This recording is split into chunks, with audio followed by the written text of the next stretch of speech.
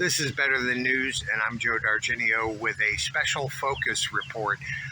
And what I mean by that is they're trying to distract us. We need to focus. So Donald Trump announced that he expected to be arrested on Tuesday, the 21st of March, 2023. It's now the 27th, and he has not yet been arrested, to the best of my knowledge. You'll also notice that the news was not saying authorities say they're going to arrest Donald Trump. This was just Donald Trump, I'm going to be arrested, which is a little curious. So as that story built and took over the media news cycle for several days prior to that, the Tuesday the 21st. So because they pulled out such a titillating story, I knew they were trying to distract us from something pretty big. And so I had to look and see what are they distracting us from. And as it turns out, on Monday the 21st, Biden signed into law an act demanding information about the COVID virus and its development, particularly as it pertains to the Wuhan Institute of Virology. And you got to wonder why the media, who gets a lot of funding because of advertising for all those pharmaceutical commercials you see and hear, they weren't talking about that congressional act to demand that information. But the timeline definitely seems fitting for a very big distraction. And so let's take a closer look at what they're actually doing that they're not talking about, which is the whole purpose of this channel. So please share, like, subscribe, and I'm going to keep you as informed as I possibly can about the things that really matter. But for now, let's look at how all that played out. So if we look at the timeline, March 18th, 19th, Trump starts saying he expects to be arrested Tuesday, and report after report expects to be arrested Tuesday, and covered the news media. And Tuesday came and went, and he wasn't arrested. Here on whitehouse.gov on March 20th, 2023, in the notice of legislation being signed into law, we find the COVID-19 Origin Act of 2023.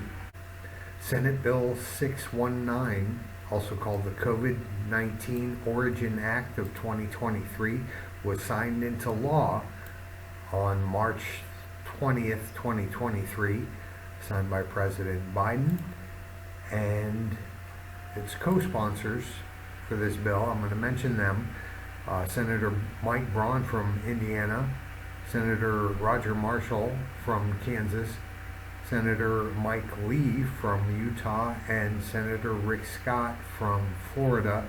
All happen to be Republicans.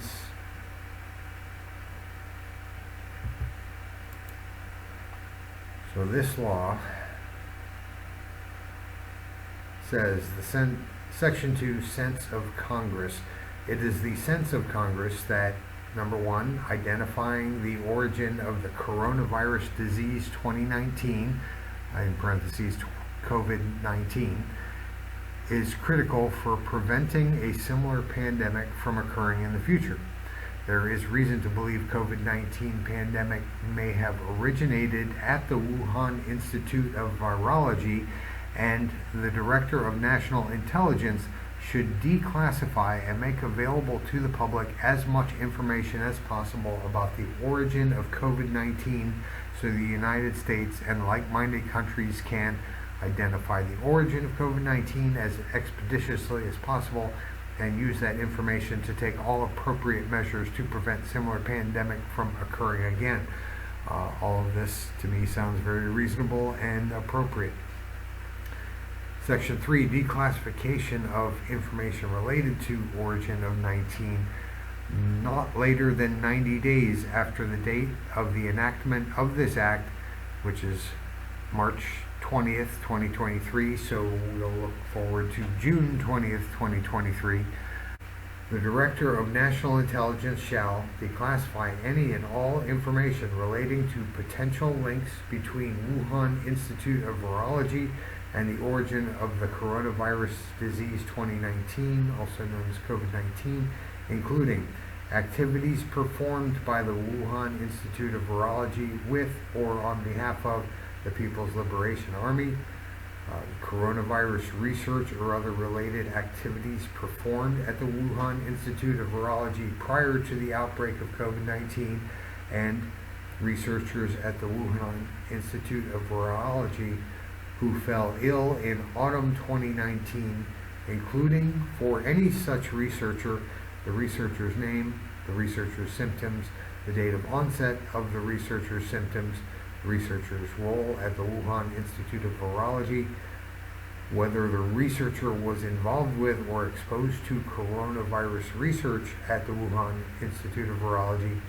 whether the researcher visited a hospital while they were ill, and a description of any other actions taken by the researcher that may suggest they were experiencing serious illness at the time, and submit to Congress an unclassified report that contains all of the information described under paragraph 1 and only such redactions as the director determines necessary to protect sources and methods. So they do allow for redaction on that one, and that's signed by the Speaker of the House of Representatives and the President and Vice President of the United States. So it seems clear to me that this is a distraction. It's still several days later now, consuming the news media.